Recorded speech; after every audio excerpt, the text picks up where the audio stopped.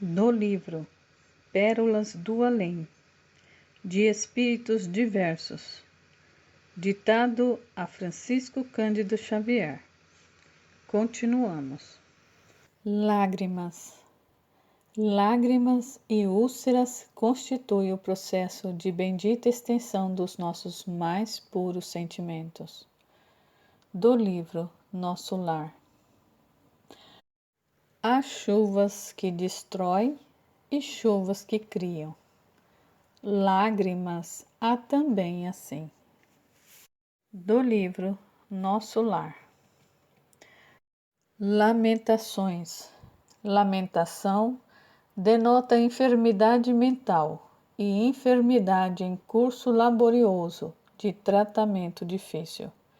É indispensável criar pensamentos novos e disciplinar os lábios. Do livro Nosso Lar.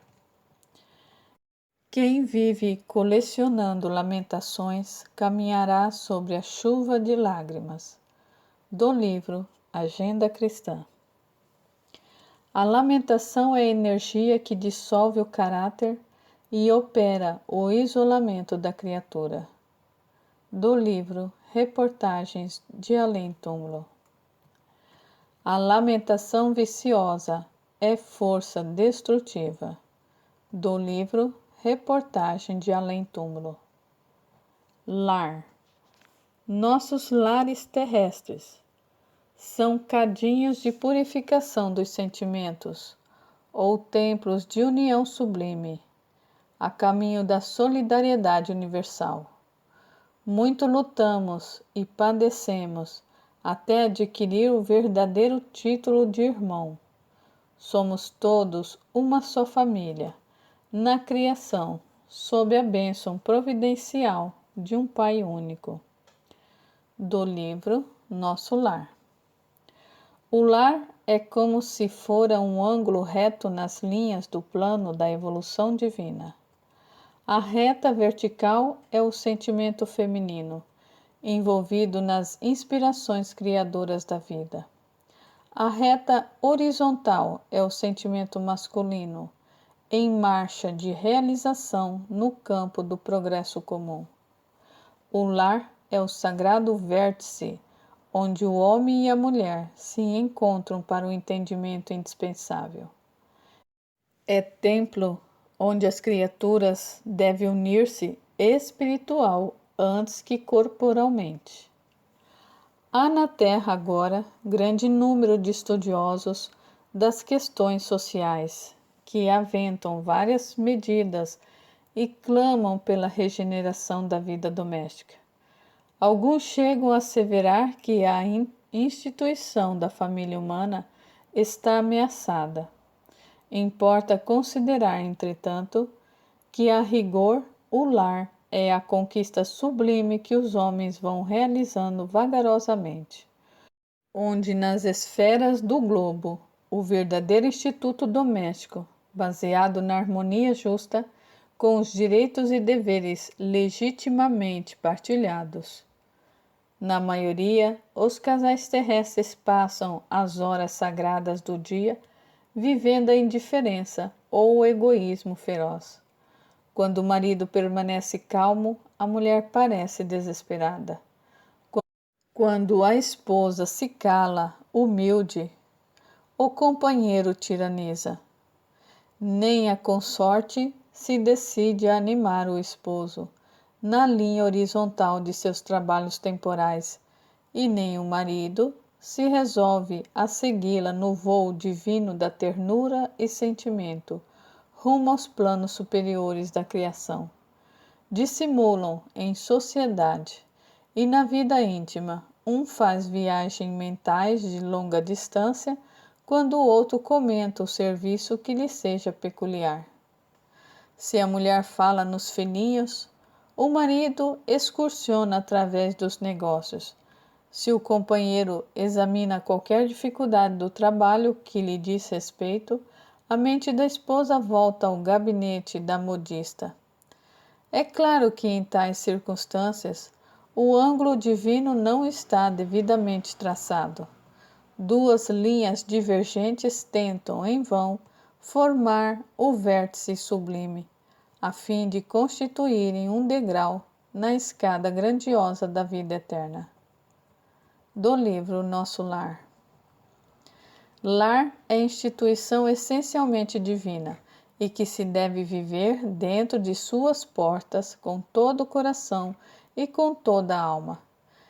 Enquanto as criaturas vulgares atravessam a florida região do noivado, procuram-se mobilizando os máximos recursos do espírito. E daí o dizer-se que todos os seres são belos quando estão verdadeiramente amando.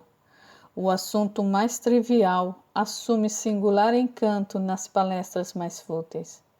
O homem e a mulher comparecem aí na integração de suas forças sublimes.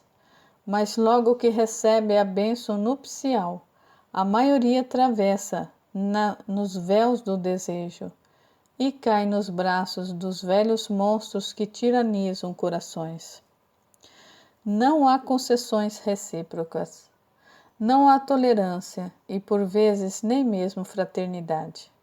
E apaga-se a beleza luminosa do amor quando os cônjuges perdem a camaradagem e o gosto de conversar. Daí em diante, os mais educados respeitam-se, os mais rudes mal se suportam. Não se entendem, perguntas e respostas são formuladas em vocábulos breves. Por mais que se unam os corpos, vivem as mentes separadas, operando em rumos opostos. Do livro Nosso Lar. O homem deve aprender a carrear para o ambiente doméstico a riqueza de suas experiências. E a mulher precisa conduzir a doçura do lar para os labores ásperos do homem.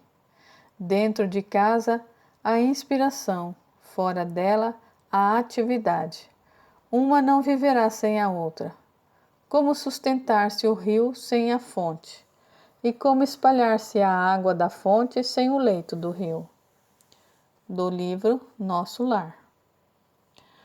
Todos os encarnados que edificam o ninho conjugal sobre a retidão conquistam a presença de testemunhas respeitosas que lhes garante a privacidade dos atos mais íntimos, consolidando-lhes as fronteiras vibratórias e defendendo-as contra as forças menos dignas, tomando por base de seus trabalhos os pensamentos elevados que encontram no ambiente doméstico dos amigos. Não ocorre o mesmo, entretanto, nas moradias, cujos proprietários escolhem baixas testemunhas espirituais, buscando-as em zonas inferiores. A esposa infiel aos princípios nobres da vida em comum e o esposo que põe sua casa em ligação com o meretrício não devem esperar que seus atos afetivos permaneçam coroados de veneração e santidade. Suas relações mais íntimas são objetos de participação das desvairadas testemunhas que escolheram. Tornam-se vítimas inconscientes de grupos perversos que lhes partilham as emoções de natureza fisiológica, induzindo-as às mais dolorosa viciação. Ainda que esses cônjuges infelizes estejam temporariamente catalogadas no pináculo das posições sociais humanas, não poderão trair a miserável condição interior, sequiosos que vivem de prazeres criminosos, dominados de estranha e incoercível volúpia. Do livro Os Missionários da Luz. O sublime amor do altar doméstico anda muito longe quando os cônjuges perdem o gosto de conversar entre si. Do livro Os Missionários da Luz. O lar não é somente a moradia dos corpos, mas, acima de tudo, a residência das almas. O santuário doméstico, que encontra criaturas amantes da oração e dos sentimentos elevados, converte-se em campo sublime das mais belas florações e colheitas espirituais. Do livro Missionários da Luz. O lar é a célula sagrada de todo o edifício da civilização. Do livro 50 anos depois. O lar constitui seção permanente onde a doutrinação e a caridade com os filhos pedem, às vezes, sacrifício secular. Do livro Reportagem de Além-Túmulo. O lar é a escola das almas, o templo onde a sabedoria divina nos habilita, pouco a pouco, ao grande entendimento da humanidade. Do livro Jesus no Lar. O lar é um curso ligeiro para a fraternidade que desfrutaremos na vida eterna. Sofrimentos e conflitos naturais em seu círculo são lições. Do livro Jesus no Lar. O lar é a minha escola mais querida, doce escola em que nunca me confundo, onde aprendo a ser nobre para o mundo e a ser alegre e forte para a vida. Do livro Jardim da Infância. Leal. Seja leal, mas fuja à franqueza descaridosa.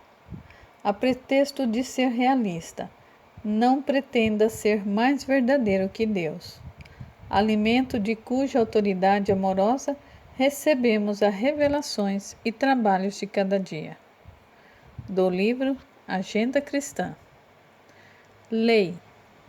Ninguém deve agir contra a lei. O uso respeitável dos patrimônios da vida, a união enobrecedora, a aproximação digna, constitui o programa de elevação. É, portanto, indispensável distinguir entre harmonia e desequilíbrio, evitando o estacionamento em desfiladeiros fatais. Do livro Missionários da Luz. Lei divina. O amor pode improvisar infinitos recursos de assistência e carinho, acordando faculdades superiores do espírito, mas a lei divina é sempre a mesma para todos. Do livro Obreiros da Vida Eterna. Lei de retorno. Ora, sabendo que o bem é a expansão da luz e que o mal é a condensação da sombra, quando nos transviamos em crueldade para com os outros, nossos pensamentos, ondas de energia sutil, de passagem pelos lugares e criaturas, situações e coisas que nos afetam a memória, agem e reagem contra si mesmo, em circuito fechado.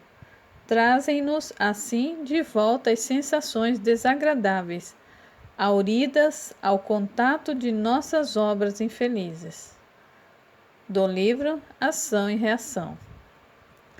Lei mosaica. A lei mosaica foi a precursora direta do Evangelho de Jesus.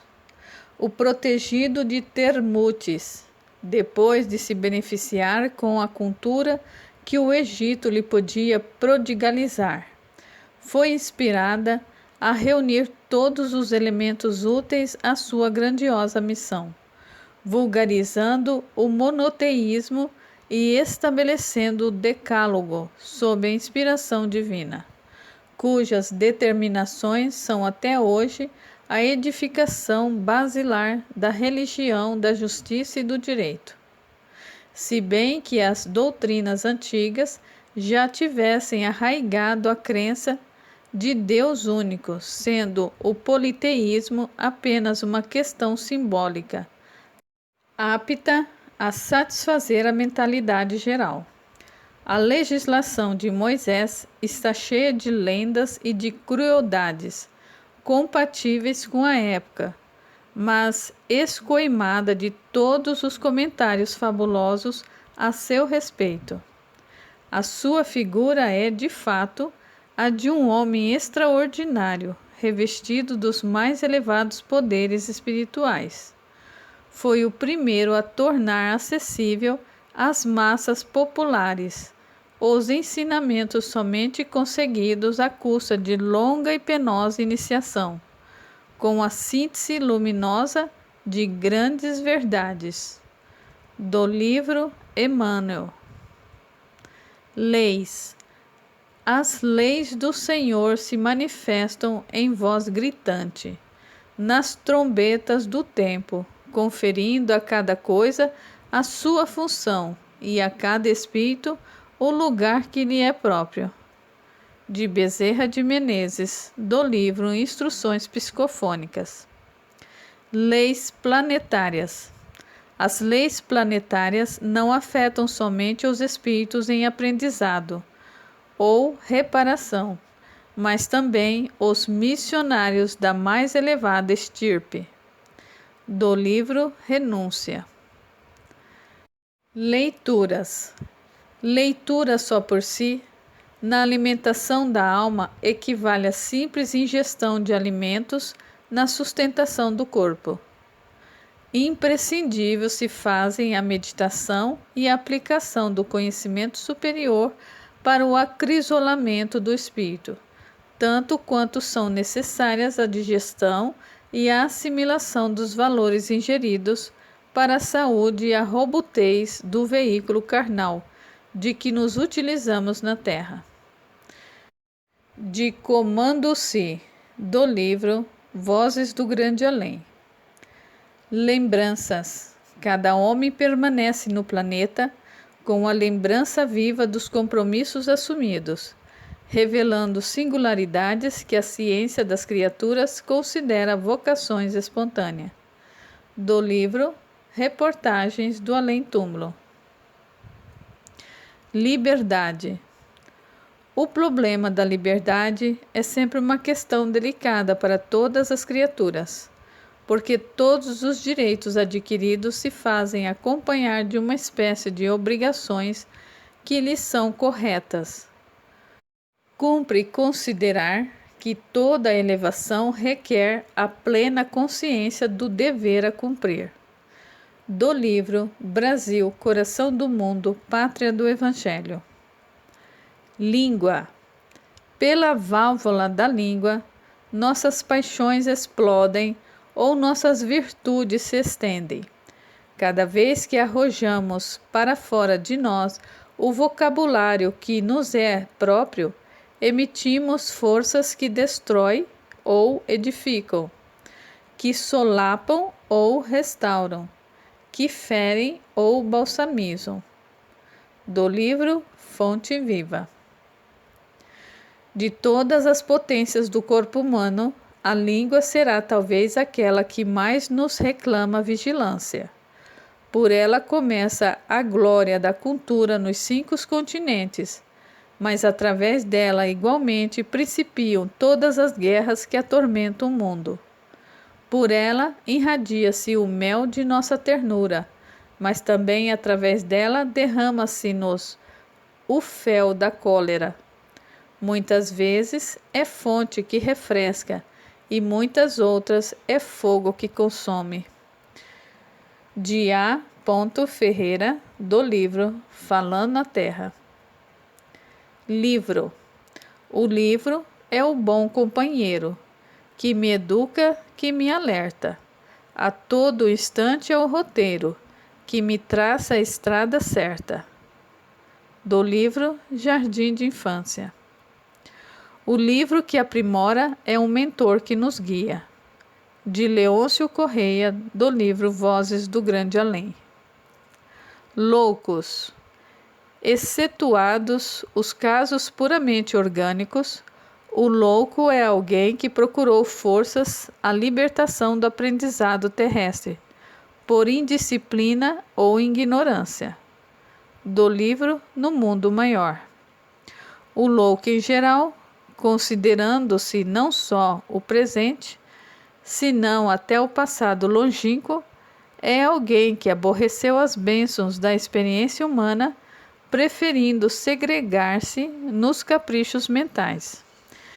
E a entidade espiritual atormentada após a morte é sempre alguém que deliberadamente fugiu às realidades da vida e do universo, criando regiões purgatórias para si mesmo. Do livro No Mundo Maior. Loucura. Quase podemos afirmar que 90% dos casos de loucura, exceto os que se originam da incursão microbiana sobre a matéria cinzenta, começam nas consequências das faltas graves que praticamos, com a impaciência ou com a tristeza, ou seja, por meio de atitudes mentais que imprimem deploráveis reflexos no caminho daqueles que as acolhem e alimentam. Instaladas essas forças desequilibrantes no campo íntimo, inicia-se a desintegração da harmonia mental, que por vezes perdura em várias existências, até que o interessado se disponha a valer-se das bênçãos divinas para restabelecer a tranquilidade e a capacidade de renovação que lhes são inerentes à individualidade em abençoado serviço evolutivo. Pela rebeldia, a alma responsável pode encaminhar-se para muitos crimes, a cujos resultados nefastos se cativa indefinidamente, e pelo desânimo é propensa a cair nos despenhadeiros da inércia, com fatal atraso nas edificações que lhe cabe providenciar. Do livro No Mundo Maior. O desequilíbrio mental é sempre uma provação difícil e dolorosa. Essa realidade, contudo, podendo representar o resgate de uma dívida do pretérito escabroso e desconhecido, pode, igualmente, constituir uma resultante da imprevidência de hoje, no presente que passa, fazendo necessária, acima de todas as exortações, aquela que recomenda a oração e a vigilância. Do livro O Consolador. Lugares desprezíveis. Não há lugares desprezíveis para o cristão fiel, porque em toda parte é possível praticar o bem com Jesus. Do livro Reportagem de Além Túmulo. Lutas. Todas as lutas terrenas chegam e passam, ainda que perdurem, não se eternizam. Do livro No Mundo Maior. Lutas religiosas. As lutas religiosas que nos expulsam do berço não serão resultantes da desordem do pensamento? Por que motivo os protestantes e mesmo os católicos eminentes se empenham em lutas de morte? Será porque trabalharam com as mãos ou porque se desviaram do caminho de Deus pelo abuso dos raciocínios? As mãos não se equilibram sem o impulso orientador das ideias, como as ideias não se materializam sem o concurso das mãos. No entanto, suponho que os homens vão esquecendo o dom do serviço pelo excesso de pensamento em desvario. Do livro Renúncia. Luz. Toda luz que acendermos de fato na terra, lá ficará para sempre, porque a ventania das paixões humanas jamais apagará uma só das luzes de Deus. Do livro Nosso Lar. A luz, aclarando-nos a visão, descortina-nos a estrada. A treva, enceguecendo-nos, agrilhoa-nos ao cárcere de nossos erros. Do livro Ação e Reação.